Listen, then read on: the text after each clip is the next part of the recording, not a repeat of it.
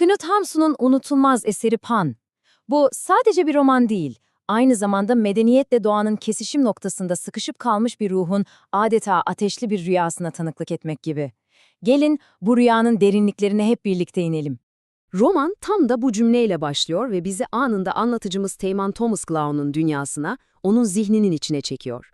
Daha ilk satırdan o atmosferi hissediyorsunuz değil mi? O hiç bitmeyen gün ışığı altındaki Norveç doğasını ve Glau'nun ne kadar içe dönük, ne kadar düşünceli bir karakter olduğunu anlıyoruz. Peki kim bu Teğmen Glan? Kendisi medeniyetin gürültüsünden kaçıp Norveç'in o uçsuz bucaksız ormanlarının kıyısında küçük bir kulübede kendine bambaşka bir dünya kurmuş bir adam. Tam bir huzur ve yalnızlık krallığı. Gla'nın hayatı işte bu kadar yalın ve doğayla bütünleşmiş. Günleri sadık köpeği Aesop ile ormanın derinliklerinde sadece hayatta kalmak için avlanarak geçiyor. Onun için av bir spor değil, bir yaşam biçimi. Köklerin, ıslak toprağın, çam reçinesinin kokusu onun parfümü. Zihni, şehrin karmaşasından uzakta tam bir sükûnet içinde. Ama bilirsiniz, edebiyatta böyle sakin ve huzurlu tablolar genelde pek uzun sürmez. İşte Glah'ın bu kusursuz düzeni de beklenmedik bir karşılaşmayla sarsılmak üzere. Ormanın sessizliği, insan dünyasının karmaşasıyla tanışıyor. Her şey yağmurdan kaçmak için sığındığı basit bir kayıkhanede başlıyor aslında. Glan, orada tüccarın kızı Edwarda ile karşılaşıyor. Uzun boylu, esmer tenli bu genç kız, Glan'ın o doğal dünyasına ait olmayan, tamamen farklı, adeta elektrikli bir enerji taşıyor. İşte bu tablo romanın bütün çatışmasını özetliyor aslında. Bir yanda Glah'ın temsil ettiği orman var. Yalnız, içgüdüsel ve saf. Diğer yandaysa Edwarda'nın temsil ettiği toplum. Kaprisli, medeni ve kurallarla dolu. Bu iki zıt kutbun çarpışması kaçınılmaz bir fırtınanın da habercisi oluyor. Ve bu karşılaşma, Glah'ı daha önce hiç tatmadığı bir duygunun mutlu, gizemli bir huzursuzluğun içine atıyor. Bu sakin bir sevgi değil, bu her an patlamaya hazır, son derece değişken ve yakıcı bir tutku.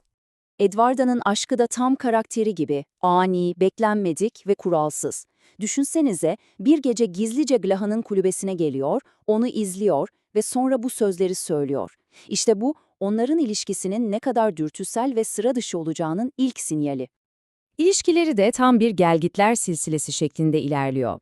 Bir an Edward'a herkesin içinde Glan'la öperek ona olan ilgisini ilan ediyor, bir başka an Glan anlamsız bir dürtüyle Edward'ın ayakkabısını denize atıyor. Her anları bir öncekinden daha öngörülemez, daha gergin. Bu artık bir flörtten çok tehlikeli bir psikolojik oyuna dönüşüyor.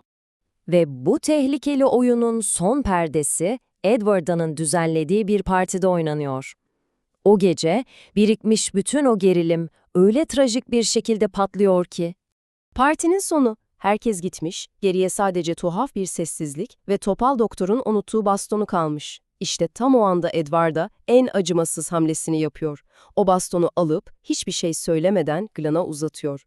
Bu basit bir hareket gibi görünse de aslında inanılmaz bir psikolojik şiddet içeriyor. İşte Edwarda'nın son yıkıcı sözleri bunlar. Glah'ı hayranlık duyduğu o doktorla kıyaslayarak onu olabilecek en derin yerden yaralıyor. Bu, Edwarda'nın o kaprisli ve bazen zalimleşebilen doğasının zirve noktası. Glah'ın bu sözlere verdiği tepki, yaşadığı ruhsal acının fiziksel bir yansıması oluyor. Kulübesine dönüyor, o anki acıyla tüfeğini alıyor ve kendi ayağına vuruyor. Bu Edward'ın sözlerinin ruhunda açtığı yarayı kendi bedeninde somutlaştırma eylemi aslında. İşte bu kendini yaralama eylemi bizi Hamsun edebiyatının temel bir meselesine getiriyor, değişmez benlik kavramına. Glan, medeniyetin oyunlarına uyum sağlayabilen, rol yapabilen bir adam değil. O, doğası neyse o. Ve bu doğasını değiştiremediği, bu oyunun bir parçası olamadığı için de kendi trajedisine doğru sürükleniyor. Bu trajik olaydan sonra haftalar süren bir iyileşme süreci başlıyor. Ve sonunda Glan, ait olduğu tek yere, yani ormanın o şefkatli ama aynı zamanda acı dolu huzuruna geri dönüyor. Yaraları iyileşip de ayağa kalkabildiği ilk an, adımlarını yine ormana, gerçek evine yöneltiyor.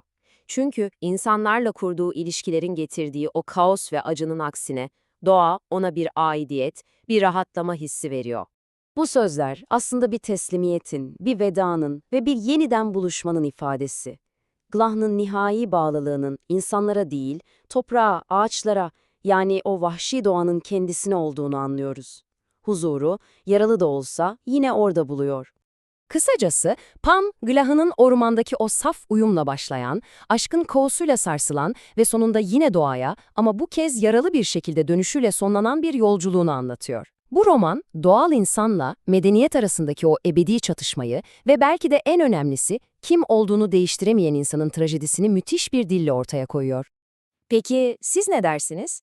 Bu soru romanın merkezinde duruyor ve aslında hepimiz için geçerli. Biz kimiz? Gerçek benliğimizi başkalarının yarattığı o karmaşanın içinde mi, yoksa doğanın o derin sessizliğinde mi bulabiliriz? Belki de cevap ikisinin arasında bir denge kurabilmekte gizlidir.